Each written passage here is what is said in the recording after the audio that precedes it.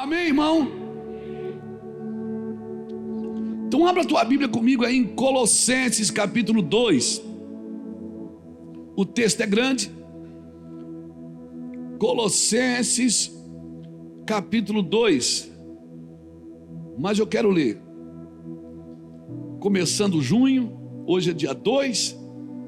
E é assim que a gente começa o mês. Vai recebendo uma mensagem, vai escrevendo e vai pregando. Vai escrevendo e vai pregando. Vai escrevendo e vai pregando. E Colossenses é um livro fantástico, porque ele vem desconstruir muita coisa, principalmente falsas doutrinas, religiosidade, filosofias vãs. Sabe que isso foi muito enxertado no ministério e enxertado na obra de Deus. E eu quero declarar para você que Cristo é suficiente na sua vida, amém? Cristo é suficiente na sua vida, querido. Aleluia! Glória a Jesus. Paulo diz assim no capítulo 2 e o versículo 4. Eu vou ler o versículo primeiro, porque é bom. Gostaria, pois, que soubesseis quão grande luta venho mantendo por vós, pelos laodicenses, e por quanto não me viram face a face, para que o coração deles seja confortado e vinculado juntamente em amor, e eles tenham toda a riqueza da forte convicção do entendimento, para compreenderem plenamente o mistério de Deus, Cristo. Quem é o mistério de Deus? Cristo. E quem todos os tesouros da sabedoria e do conhecimento estão ocultos. Agora aqui que eu queria começar. Assim digo, para que ninguém vos engane com raciocínios, com falácias, pois embora ausente quanto ao corpo, contudo em espírito estou convosco, alegrando-me e verificando a vossa boa ordem e firmeza da vossa fé em Cristo.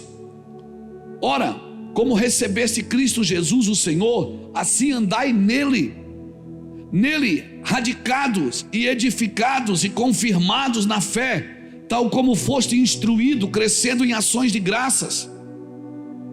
Cuidado, olha a advertência de Paulo, cuidado, que ninguém vos venha a enredar com suas filosofias e vãs sutilezas, conforme a tradição dos homens, conforme os rudimentos do mundo, e não segundo a Cristo.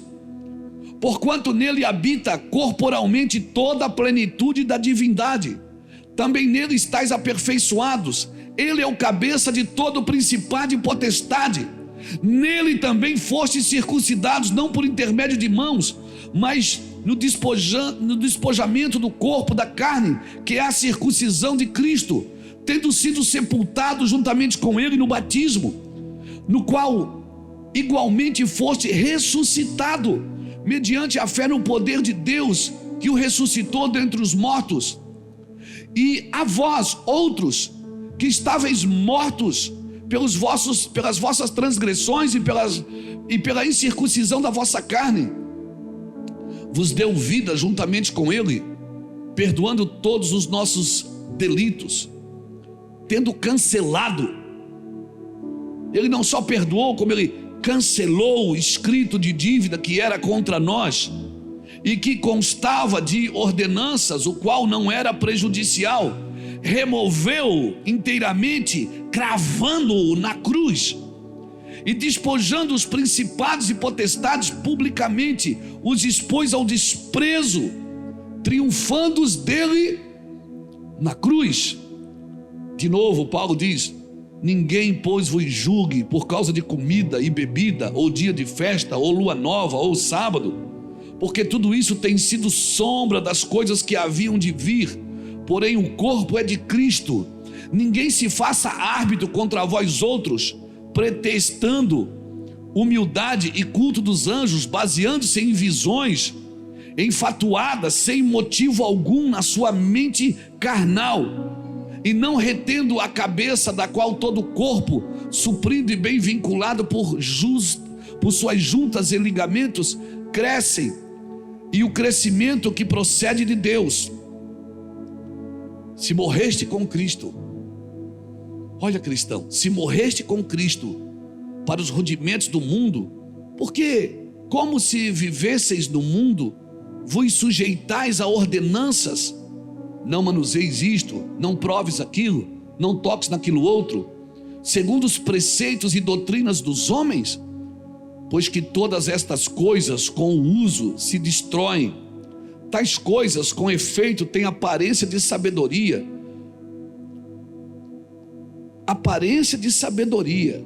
como o culto de si mesmo, e de falsa humildade, e de rigor ascético. Todavia não tem valor algum contra a sensualidade. Algumas traduções dizem contra a mortificação da carne. Meu Deus, aqui tá bom. Acabou, né? Acabou o capítulo 2. Nós lemos todo. Irmãos, Colossenses é fantástico. Eu gostaria de receitar Colossenses para você ler em casa, principalmente o capítulo 2 e o capítulo 3. Paulo está tentando acordar a igreja e dizer para ela: vocês estão presos em filosofias, em ordenâncias, vocês seguem a Deus com regras, e vocês criam essas regras não só para vocês, vocês criam essas regras para os outros. Irmãos, isso é uma distração. Amém? Obrigado, Senhor, por essa palavra. Nós nos colocamos debaixo dela e pedimos sabedoria do Senhor para que o Senhor nos conduza nessa palavra, debaixo da tua glória, em nome de Jesus. Amém? Graças a Deus. Irmãos, cuidado com as distrações das trevas.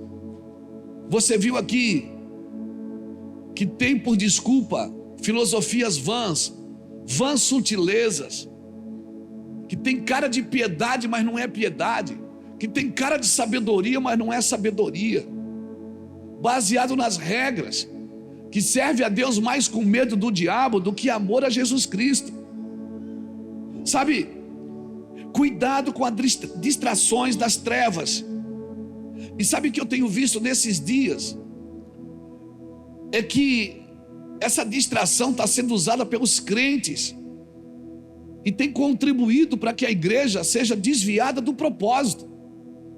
Parece que a gente pega um assunto e leva para a internet, e os crentes ficam tudo se mordendo, se discutindo, se gladiando na internet, e esquecem de Cristo, esquecem do amor de Cristo, esquecem da mensagem áurea da igreja, esquecem do propósito da igreja na internet, na escola, na igreja, na empresa, em qualquer lugar que a igreja entra. Ela não tem que perder tempo com briga de rua. Isso é briga de rua, irmão. Amém? A nossa briga, ela está marcado o horário, ela tem as armas adequadas, ela tem a forma adequada. Irmão, dizer a esta geração que tem um propósito eterno tem sido difícil. Por quê? Porque é uma geração que vive de momento, de confusão momentânea. Acontece uma coisa, no outro dia está todo mundo discutindo na internet. E o pior, você tem que escolher um lado. Você tem que ficar num lado. Hoje o lado mais comum é da direita e da esquerda. Qual lado que você é? Eu sou de cima, irmão.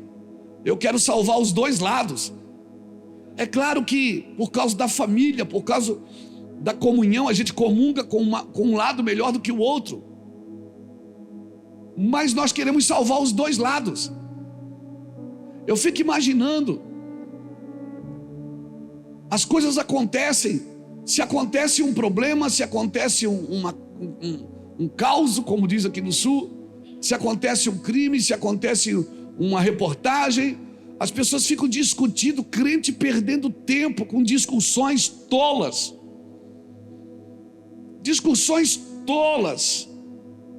que nada podem transformar, que não contribuem para a mortificação da carne. Então dizer para uma geração que vive de momento que o propósito é eterno é muito difícil, Saulo, porque as pessoas não se preparam para a eternidade. Nós, como igreja, estamos sendo preparados para a eternidade. Não é só para o momento, irmãos. Você está entendendo? Você está aqui comigo? Está aqui, não está? Fica aqui, fica ligado. Uma geração que espera tudo imediato, ela tem dificuldade de viver por algo eterno. Ela tem dificuldade de acreditar em algo eterno, então ela fica discutindo. Qualquer coisa que começa a acontecer, vira discussão. Discussões intermináveis. Discussões intermináveis. Uma geração que cresceu dentro da igreja, irmãos, mas que não buscou o Senhor como deveria. E hoje há uma geração que cresceu dentro da igreja, mas que não buscou o Senhor como deveria. E hoje trata a igreja como se a igreja fosse a causadora da apostasia em que vivem. A igreja não é a causadora da apostasia em que o mundo vive, irmão, em que as pessoas vivem, em que os crentes vivem. Eu estou aqui nessa igreja há 23 anos. Dia 8 de fevereiro de 2001 foi o primeiro culto. Não tinha esse lado aqui ainda, era só aqui. Não tinha galeria. Não tinha a parte de trás que a gente comprou. Agora compramos outras partes de trás. Não tinha nada disso. Eu estou há 23 anos pregando a mesma coisa. Escute as mensagens, são as mesmas. Vivendo a mesma coisa. Trabalhando pela mesma causa. Então, irmãos, pessoas que cresceram dentro da igreja, mas que não buscaram o Senhor como elas deveriam ter buscado, hoje elas tratam a igreja como se a igreja fosse a causadora da apostasia. É claro que ela pode ter contribuído com a sua forma de viver, com a sua forma de cultuar, com coisas que não fazem sentido hoje. Mas a nossa geração, irmãos, não pode transferir uma responsabilidade. Nós precisamos comer de Cristo, viver com Cristo. Amém? Nós fomos chamados para viver com Cristo. E nós temos que sim, nós temos que alicerçar, enraizar e alicerçar Cristo no nosso casamento, na nossa família, nas nossas coisas, na nossa vida. A nossa geração, ela precisa ser mais exata. Nós falamos de tantas coisas.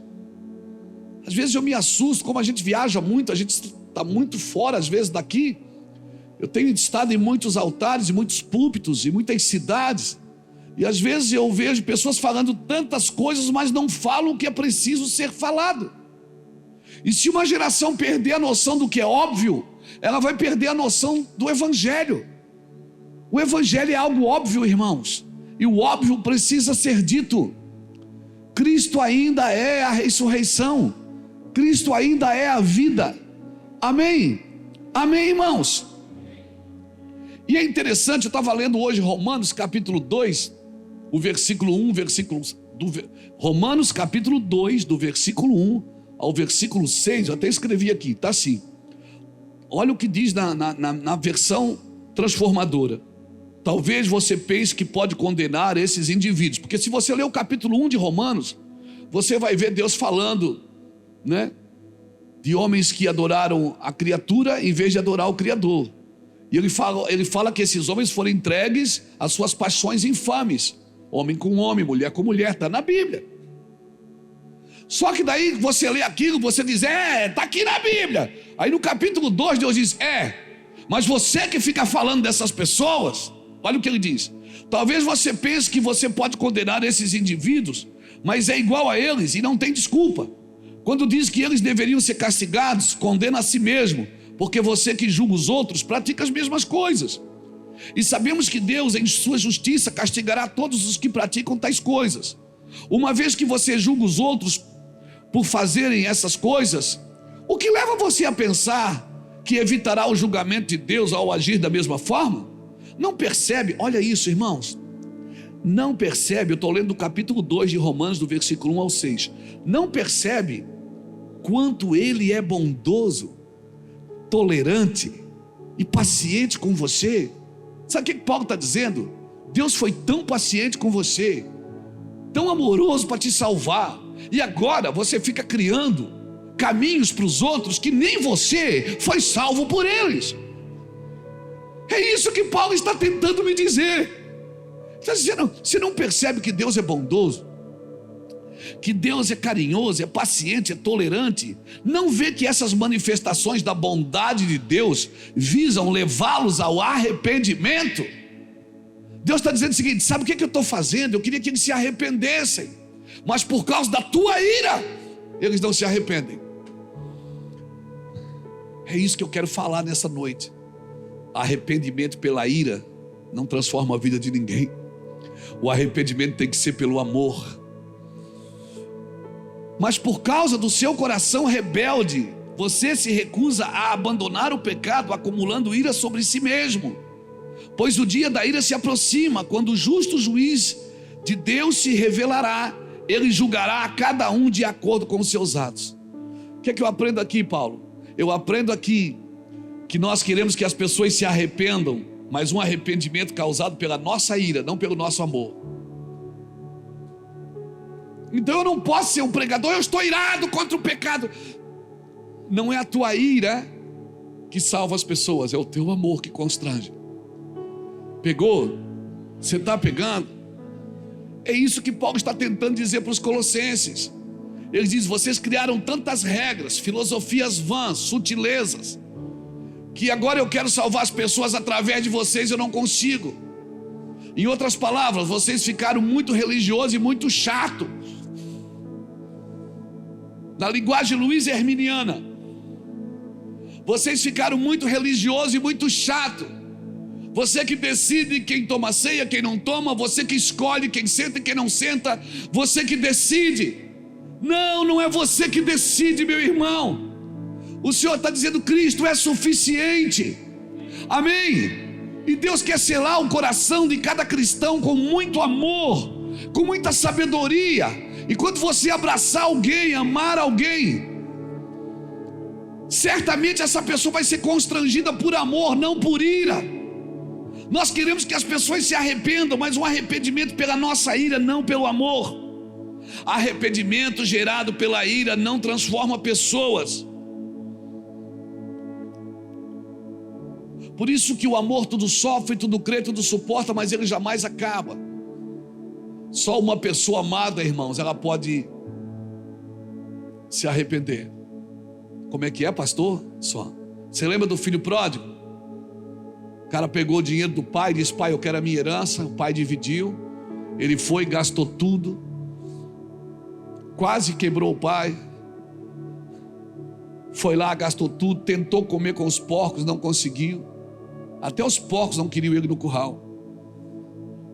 Aí a Bíblia diz que ele caiu em... E quando ele caiu em si, ele lembrou de quem? Por que ele lembrou do pai? Porque ele foi amado por aquele pai. Quando as pessoas caírem em si, sabe de quem elas vão lembrar? De quem as amou, não de quem as condenou, de quem as julgou, de quem as perseguiu. Ei, elas vão lembrar de quem as amou, de quem cuidou delas, quando elas ainda estavam na semente, quando elas não mereciam. Aleluia. Você está me entendendo, querido? Por que ele não lembrou do irmão mais velho? Por que ele não lembrou? Ele disse: eu vou para a casa do meu pai, porque na casa do meu pai até os funcionários dele são bem tratados. Meu pai é um homem bom, e certamente eu vou pedir para ele me tratar como um dos seus empregados. Pai não trata você assim não, bebê. O pai é pai, ele não trata você como evangélico não, da igreja tal, da igreja A, da igreja B ou da igreja C. O pai não trata você indiferente. O pai não trata você como um funcionário. O pai é teu pai. Amém? Amém? Por isso que se você foi infiel, Deus continua fiel e continua te amando, porque só o amor pode gerar arrependimento no coração do outro.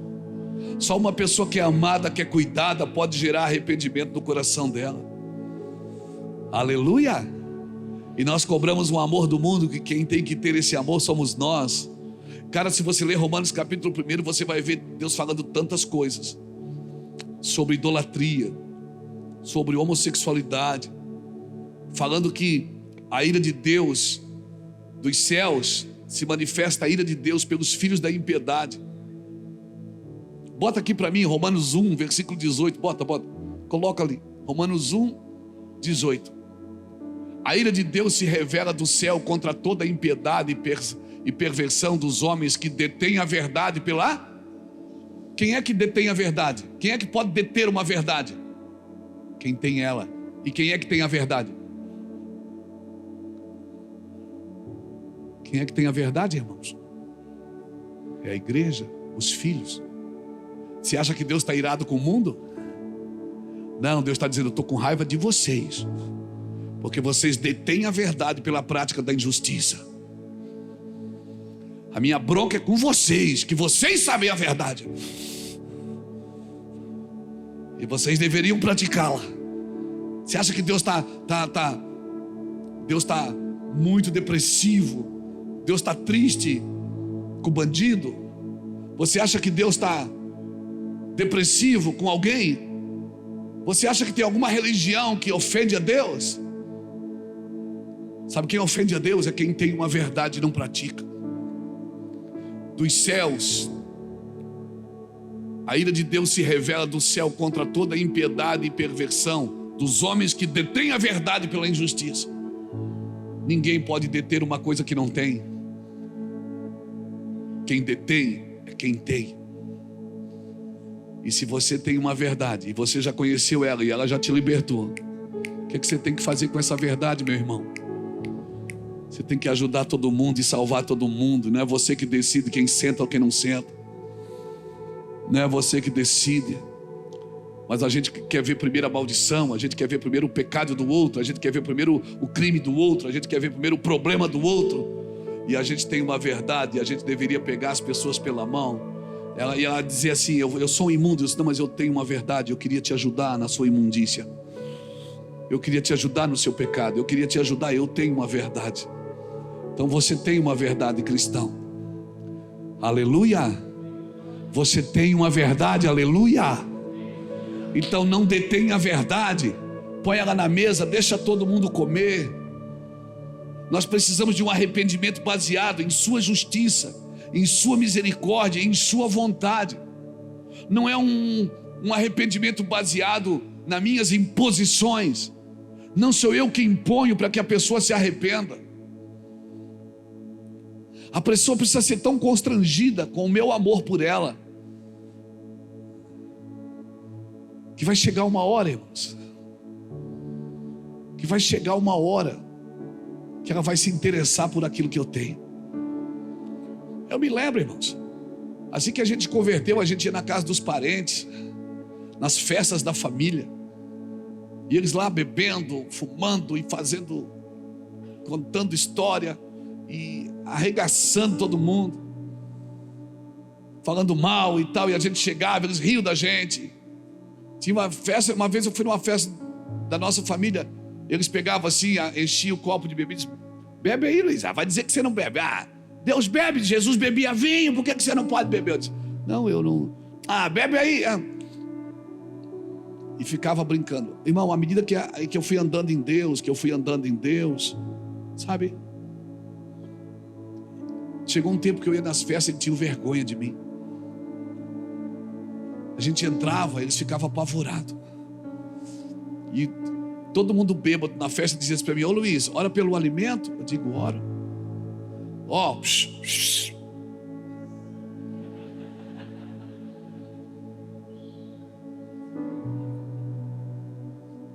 Luiz vai orar pelo alimento. Aí eu já aproveitava, né, irmão? Deus, vou orar por maionese? Não, vou orar pelo meu tio, vou orar pela minha tia. Eu comecei a orar: Deus, toca essa casa. Deus, eles te servem, eles são homens bons e mulheres abençoadas. Senhor, dá uma chance para eles te conhecer. Irmão, era quebrantamento. Cadê a comida, irmão? Era choro e lágrimas. Por quê? A gente converte e diz: eu não vou mais. Lá na minha casa é todo mundo desviado. Esses demônios, o sangue de Jesus tem poder. Você é crente, era para você ir agora. Era para você sentar na mesa, comer com eles, conversar com eles. Amém? Não vai na festa das famílias porque eles são de outra igreja, de outra religião. Isso é filosofia vã, é vã sutileza. Isso é demônio. que está tentando roubar o melhor de Deus da sua casa. Vai servir teus irmãos, vai abençoá-los, vai amá-los. Ah, mas eu tenho medo que eu capaz de eu ir e não voltar mais. Então a tua fé é muito fraca, meu amigo. Amém? Não, mas tem que profetizar, tem que ser profeta. E sabe quem a gente usa como protótipo do profetismo? A gente usa João Batista. Porque João Batista, irmão, João Batista, ele profetizava antes da cruz. João Batista pregou arrependimento antes da cruz. E todo arrependimento antes da cruz era baseado na ira de Deus. Mas está escrito assim em João 3,16: porque Deus amou o mundo de tal maneira que deu o seu Filho. Aleluia. Mas muitos profetistas, eu não vou chamar nem de profeta, vou chamar de profetistas, querem profetizar a partir da ira de Deus. Ei, a ira de Deus foi até Jesus chegar, meu amigo. Porque na realidade, Deus não está virado com o povo, Deus está virado com a religião. Por isso que Jesus entra em Jerusalém e ele não vai na balada. Ele vai primeiro no templo derrubar os cambistas. Ele vai primeiro no templo derrubar as mesas. Ele vai primeiro no templo consertar a ordem de culto. Porque o que Jesus vai organizar é quem está dentro, irmãos. Não é quem está fora. Primeiro ele vai organizar a gente, quem está dentro. Amém? Para que as nossas palavras encontrem amor nas pessoas, que as pessoas se sintam amadas e não constrangidas, que as pessoas quando veem a gente na rua tenham o desejo de conversar com a gente, que as crianças, irmãos, elas têm o desejo de conversar. Eu e o Fábio estava aqui agora, chegou um menino aqui para perguntar. Ele pergunta todo domingo, esse menino me procura aqui na frente para fazer perguntas teológicas. O menino deve ter 10 anos. E ele disse: eu estava em confusão na minha mente, pastor, com isso. Eu não tinha a revelação completa disso. Agora eu já tenho, obrigado. O Fábio disse: não, vem cá, deixa eu orar por você. Você tem que... Vamos treinar esse menino. Vai ser profeta. Porque Deus não se revela religioso, Ele se revela a quem tem interesse pelo seu amor, pela sua glória, pela sua presença. Aleluia, aleluia. Menino,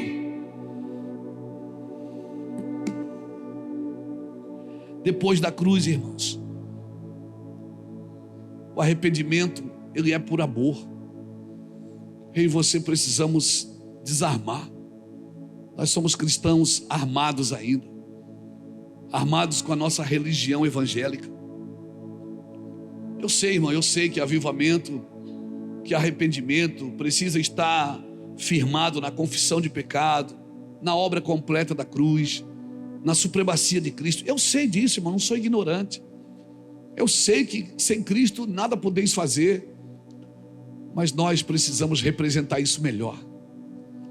Nós precisamos deixar a mesa posta e a gente precisa ter interesse disso, irmãos. As pessoas que nos ouvem como cristãos, elas precisam ter fome e sede de justiça. As pessoas, elas precisam ouvir a gente e querer isso, irmãos. A gente não pode cobrar. Isso aqui não é um pedágio. A igreja não é um pedágio. A igreja não é um pedágio. Nós paramos na confissão de pecado. Oh, meu Deus. A gente quer impor. Você tem que fazer. Você não tem, irmãos. Não tem. As pessoas têm que ver você praticando algo por amor. Amém? Irmão, se a sua casa fala na hora do almoço, na hora da janta, vocês sentam para falar da igreja, certamente seus filhos nunca vão querer vir à igreja. Mas se você sentar, abrir a Bíblia para falar de Cristo, seus filhos vão querer servir a Cristo. Não terceirize para o Estado, não terceirize para as escolas, para o professor a doutrina para os seus filhos. É você quem faz, irmão. Essas coisas elas não têm nenhuma afinidade com a ressurreição de Cristo. ressurgiu dos mortos, irmãos. Deixou uma incumbência para mim e para você. Amém. Preguem, ide por todo mundo, falem, vivam isso, queimem, deixe as pessoas quererem, e certamente as pessoas vão querer. Mas parece que eu venho servir a Deus e parece que Deus me deve alguma coisa, parece que Deus está sempre me devendo algo. Irmãos, mas eu estou fazendo tudo certo. Às vezes não é o certo que eu tenho que fazer, é o exato, porque o certo é diferente do exato. Eu tenho aprendido que pecado é toda coisa boa que não tem Cristo. A santidade do Senhor, ela está firmada na pureza, e nós não podemos perder essa medida. Então Paulo, quando ele fala aos Colossenses, ele está dizendo: deixa tudo que não é Cristo. Se você deixar tudo que não é Cristo, irmão, vai ficar mais fácil de você saber o que é Cristo. Porque antes, quando Paulo vai ensinar sobre o reino de Deus, antes de dizer o que é reino, ele diz o que não é. Ele diz: o reino não é comida nem bebida, mas é justiça, paz e alegria no Espírito Santo. Então pergunte a você mesmo, como família, como cidadão, o que estamos fazendo que não é segundo a Cristo? Porque o que estamos fazendo que não é segundo a Cristo não tem nada contra, não tem nenhum julgamento, nenhuma sentença contra a carne. Evangelho, querido, é para viver na íntegra. Não é só para ouvir uma palavra. Vou lá para ouvir uma palavra para minha semana ficar mais leve. Não, Deus não quer deixar você leve. Deus quer carregar você de responsabilidades. Por isso que Ele te chamou, por isso que Ele te deu, por isso que Ele te levantou. Deus quer carregar você de responsabilidades. Amém? Amém, Rose? Nessa cadeira de roda você pode fazer alguma coisa por alguém. Aleluia, porque a bondade, irmãos, ela está em você. A generosidade está em você. Nós estamos fazendo igreja sem Cristo. Então, nós não temos que viver, ou melhor, nós não temos que nos arrepender para viver bem. Nós precisamos nos arrepender porque nós estamos vivendo sem Cristo. Como isso, pastor? Igreja sem Cristo, vida cristã sem Cristo, evangelho sem Cristo. Como é possível? É possível, irmão. Eu consigo pregar sem Cristo, porque eu já aprendi a pregar. Eu posso abrir o texto e escrever algumas filosofias, algumas frases de efeito, e eu consigo pregar sem Cristo. Mas até onde eu vou viver sem Cristo? Até onde? Aonde eu vou terminar sem Cristo? Eu consigo fazer um culto sem Cristo. Eu consigo abrir uma igreja sem Cristo. Mas até quando? Por isso eu posso fazer a coisa certa, mas não estar exata. Eu me arrependo, não é para viver bem, eu me arrependo para agradar a Deus. E não é para que tudo me vai bem. Nós estamos, irmãos, no meio de uma geração que aprendeu muitas coisas que não servem para nada. Aprendemos muitas coisas acerca de Cristo, mas que não servem para nada. Que não servem para nada, que nada pode contra os apetites da carne. Olha o texto que nós lemos. Colossenses capítulo 2, versículo 20 a 23. Colossenses 2, do 20 a 23, lê de novo. Olha o que diz: se morreste com Cristo para os rudimentos do mundo, por quê? Como se vivesseis no mundo, vos sujeitais às ordenanças. Não manuseis isso, não prove aquilo, não toque naquilo outro, segundo os preceitos e doutrinas dos homens, pois que todas estas coisas com o uso se destroem.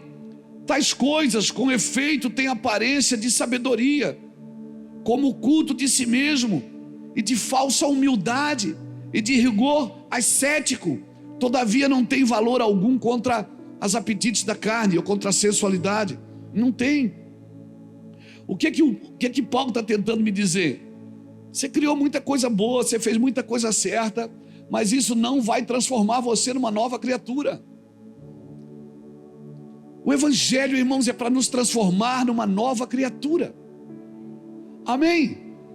numa nova criatura. Não é para melhorar o Adão caído, é para mim viver o Cristo crucificado.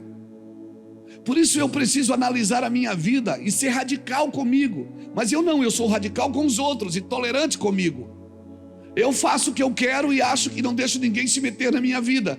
Mas com os outros eu sou radical. Eu acabo criando atalhos para mim e dificultando o caminho para os outros. Nós conseguimos fazer igreja sem Cristo. Que evangelho nós estamos aprendendo? Por quê?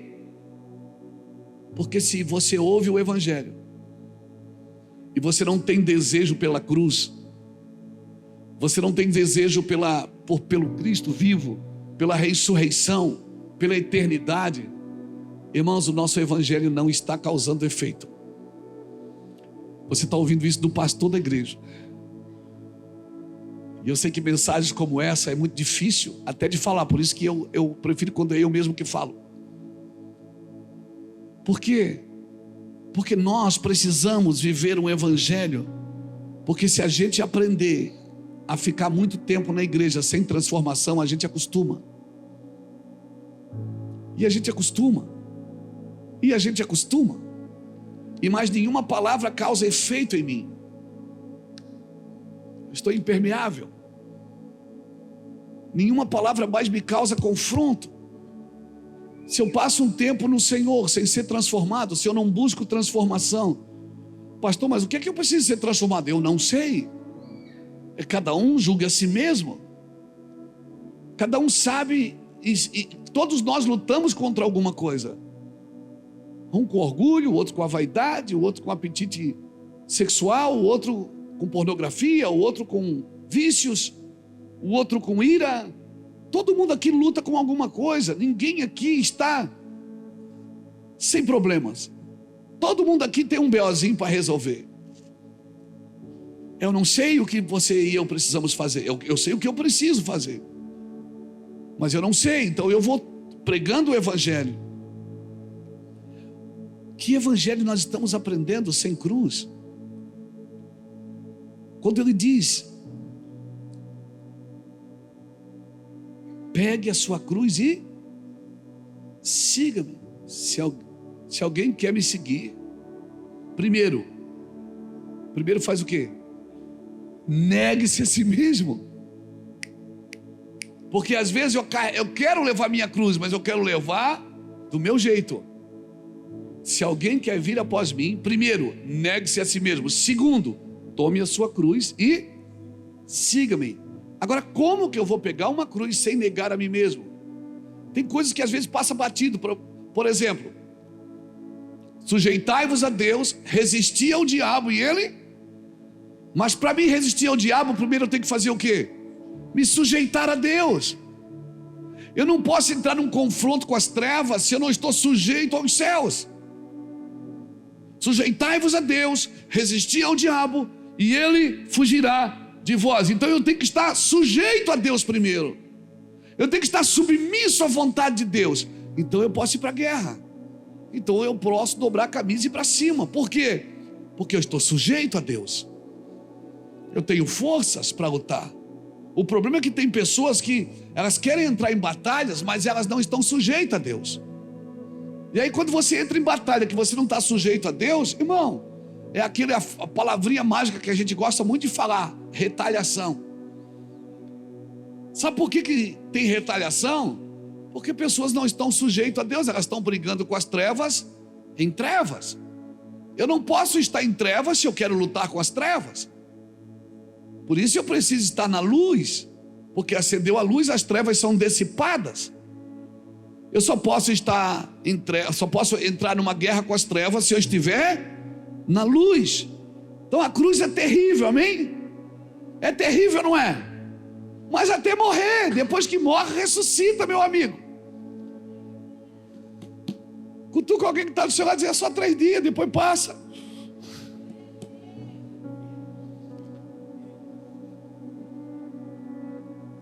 Então quando você diz, escuta bem o pastor Luiz aqui, quando você diz para um crente que vem na igreja para ser abençoado, você diz: você tem que tomar a sua cruz. Ele acha que ele está sendo confrontado. Não, irmãos. Quando nós falamos, tome a sua cruz, isso parece ser o fim. Não, irmãos, a cruz não é o fim, ela é o começo. Porque se eu não me sujeito a Cristo, eu não entro em nenhuma guerra, eu não vou vencer. É perda de tempo. Mas com Cristo, eu vou sendo discipulado pelo Senhor. A cruz é terrível. Mas olha o que a Bíblia diz em Filipenses capítulo 2, versículo 5, perdão. Filipenses não tem capítulo 5. Capítulo 2, versículo 5, que Deus, que Ele se esvaziou de si mesmo, tomou a forma de servo, foi obediente até a morte, e morte de cruz, mas Deus lhe deu, passou a cruz, aí começa, sabe, passou a cruz, começa, e Deus lhe deu um nome que está acima de todo nome, a qual todo joelho se dobrará e toda língua confessará. Querido, é muito bonitinho as massagens no ego, é muito bonitinho as mensagens, né, motivacionais que vão jogar você para cima, levanta a mão e dá glória. Eu acho isso fantástico e é bom mesmo. Às vezes a igreja precisa disso. Às vezes a igreja precisa ser entusiasmada porque ela está tão triste, está ferida, está machucada. Mas eu vou te falar uma coisa: essas mensagens não podem transformar a sua vida. Onde você é o epicentro de Deus, você não é o centro é Cristo. Deus é o alvo, Cristo é o centro, a Bíblia é a base, o Espírito Santo é o único condutor. Aleluia! Eu e você precisamos entender isso. Então, mensagem, levanta a mão para cima e dá glória. Elas são motivacionais, são boas mensagens. Tem dia que eu preciso ouvir elas. Mas o que vai salvar a sua vida e a sua família e firmar você na casa, na rocha, o que vai firmar essa casa na rocha é as mensagens, irmãos, onde Cristo está dizendo: venha, eu quero restaurar você, eu quero transformar você num novo homem, numa nova mulher. Você não pode continuar vivendo, passa ano e entra ano, 10 anos, 20 anos, 30 anos, 40, 50 e 60, daqui a pouco você vai estar sentado numa cadeira, arrependido porque não viveu na plenitude de Cristo, e você poderia ter desfrutado na plenitude de Cristo. Obrigado pelo seu aleluia.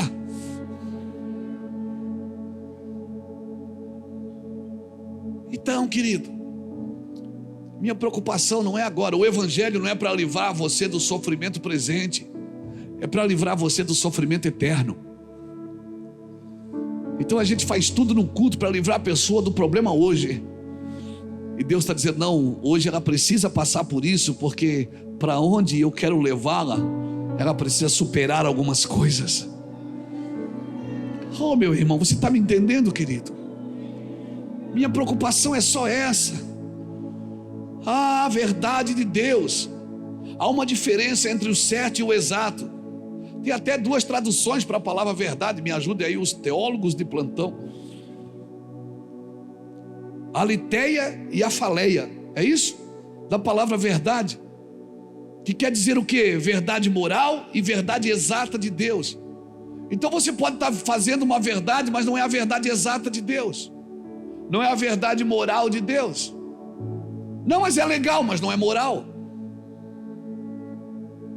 Tem coisas que são legais, mas não são morais.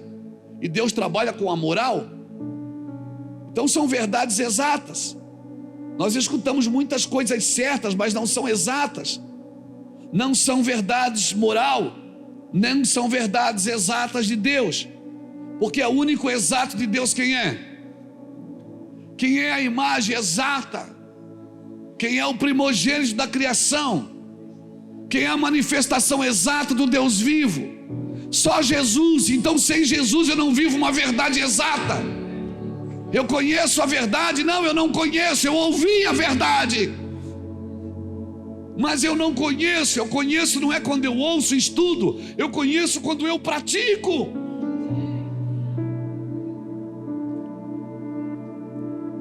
Bota aqui para mim, Atos capítulo 18. Bota aqui para mim no telão.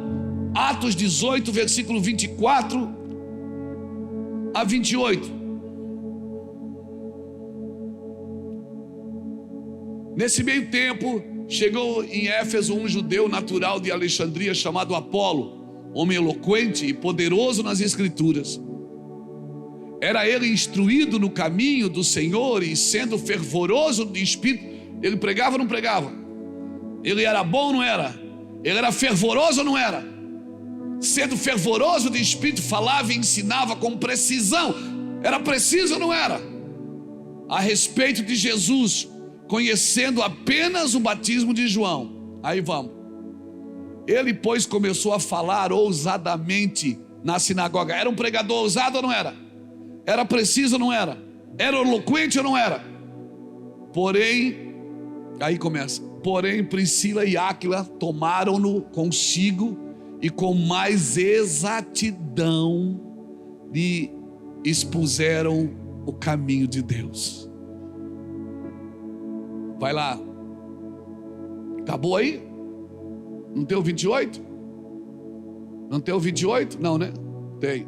Porque com grande poder convencia publicamente os judeus, provando por meio das escrituras que o Cristo é Jesus. Irmão, Apolo, cara eloquente, pregador, sabe aquele cara bom de Bíblia, preciso. Mas ele teve que sentar com Áquila e Priscila, porque Áquila e Priscila disseram: você está falando tudo certo, mas não está exato. Deixa eu te dar uma exatidão aqui. Com mais exatidão começaram a ensinar a Apolo o caminho de Deus. Você está vendo a diferença de você conhecer uma verdade, mas não conhecer uma verdade exata? A verdade exata das escrituras é Cristo, irmãos. É Cristo. Apolo estava falando muitas coisas certas, era um homem instruído na palavra, mas precisou de um casal, Áquila e Priscila, para ajudar a tornar o certo em exato. É isso que Paulo está tentando fazer com os colossenses. Ele está dizendo: vocês pregam, vocês vivem, mas tem muita coisa no meio de vocês que não é Cristo. Então tira do meio de vocês tudo que não é Cristo. Para chegar à estatura de um varão perfeito, você tem que colocar Cristo aí. Amém? Amém? Se alguém quiser vir após mim, renuncie a si mesmo. Mateus 16, 24. Se alguém quiser vir após mim, renuncie a si mesmo, tome a sua cruz e siga-me, estando sobre pena de morte para seguir a Cristo. Entenda, ele não está dizendo se você quiser vir a mim, ele está dizendo: vinde após mim. Vem cá, Dudu.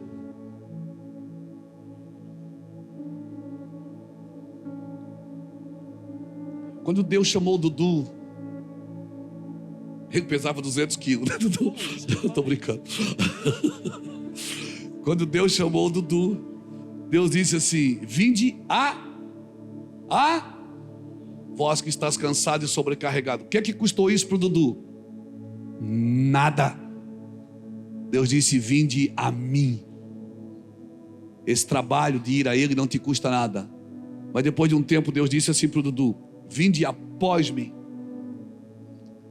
tome a sua cruz e siga-me. O que é que custou para o Dudu? Tudo. Ir a Ele não te custa nada, mas viver após Ele te custa tudo. Essa é a grande confusão do Evangelho. É que as pessoas, elas vêm a Cristo e como não custou nada, elas continuam indo após Cristo, querendo não viver com mais nada. Então essas são as 3 fases da sua vida, querido. Vir a Ele não te custa nada. Vir após Ele, primeiro você vai ter que negar a si mesmo. Segundo, você vai ter que tomar uma cruz. E assim como Ele morreu por vós, você vai ter que morrer por alguém. E depois vai chegar um tempo na vida do Dudu que Ele não vai dizer: vinde a mim ou vinde após mim. Ele vai dizer: ide por todo mundo e pregai o Evangelho a toda criatura. Quando Ele diz: vinde após mim, é você que vai com Ele. Quando Ele diz: ide por todo mundo, é Ele que vai com você. Aí Ele diz: põe a mão ali e cura, porque eu vou curar. Ele diz: fala, porque eu vou falar. Você está me entendendo o que eu estou te dizendo? Pegou isso no seu espírito? Ir a Ele não te custa nada, mas viver após Ele vai te custar a vida. Vai te custar tudo, vai te custar tempo, vai te custar recurso, vai te custar tudo. Até o dia que ele olhar para você e dizer assim: agora vai por todo mundo e prega o evangelho a toda criatura, ensinando ele a guardar, assim como você aprendeu. Você vai ensinar a guardar todas as coisas. Não é só para fazer festa, não é só para fazer evento, não é só receba, não, você vai ensinar todas as coisas. Amém? Você vai dizer para a pessoa: no dia bom você celebra, no dia mau você aprende. Você vai aprender sobre marido, você vai aprender sobre esposa, você vai aprender sobre filho, sobre pai, sobre pagar suas contas, sobre fazer a coisa certa. Você vai aprender tudo. Oh meu Deus, alguém está me entendendo aqui? Obrigado, Dudu. Isso é evangelho. E o que passa disso é anátema. Então chega de fazer festa para quem não está com fome. Do que adianta ter igrejas cheias de gente vazias, que não discernem a mão direita da esquerda, que bateu, levou. Não, o evangelho é diferente. Se alguém te convidar para ir uma milha, você vai ter que ir duas. Se alguém te ferir uma face, você vai dar outra. Se alguém te pedir a capa, você vai dar também a túnica. Aleluia, isso é evangelho, amigo. Aleluia. Cristo está nele. Sem Cristo não é evangelho. E a igreja evangélica não pode roubar você da igreja de Cristo.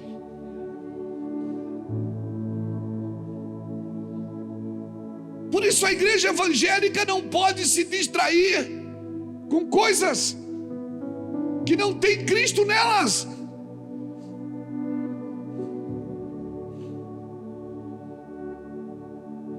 Guarde isso. Então tem cortes, irmãos, que Deus vai fazer na gente. Paulo fala da circuncisão aqui para esse povo. O que ele está tentando dizer? Ele está dizendo o seguinte: Deus vai te dar um corte que vai anular algumas doutrinas que vão se tornar insignificantes da sua vida.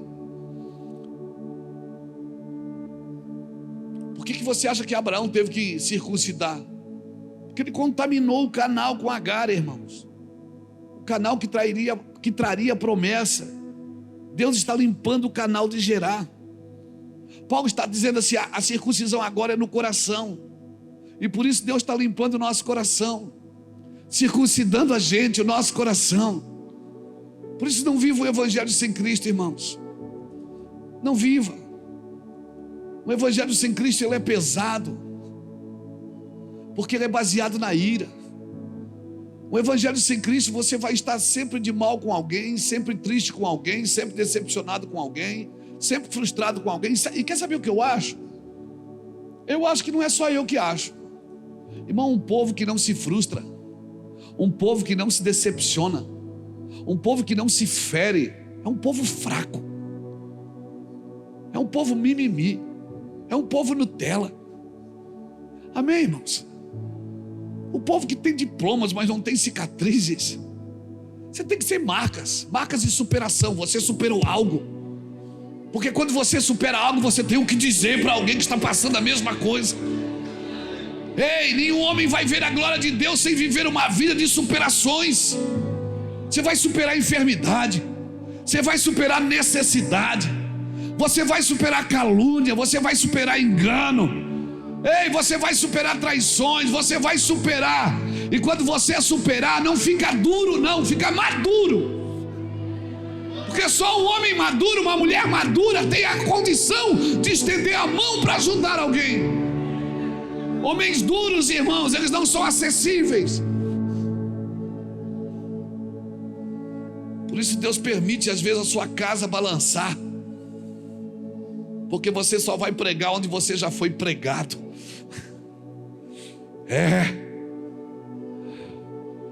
Quando alguém sentar com você, você vai dizer: eu sei o que é querer comer um cachorro quente e não ter dinheiro para comer um cachorro quente. Eu sei o que é isso, porque eu também já quis comer um cachorro quente e eu não tinha dinheiro para comer o cachorro quente. Mas Deus sempre prepara os seus anjos E coisa boa é estar na condição do anjo, não na condição de alguém que precisa dele. Por isso você precisa passar por algo que vai selar você, vai marcar você. Não fica criando coisas no evangelho, não fica criando, sabe, filosofias, não fica criando autoajuda. Ei, o evangelho não precisa de autoajuda, ele precisa de ajuda do alto.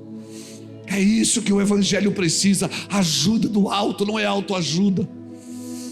Aleluia. A cruz, irmão, é a vara que floresceu sem estar plantada na terra, inaugurando um novo sacerdócio, sacerdócio de Cristo, o sumo sacerdote da ordem de Melquisedeque. Aleluia. Alguém está me entendendo aqui?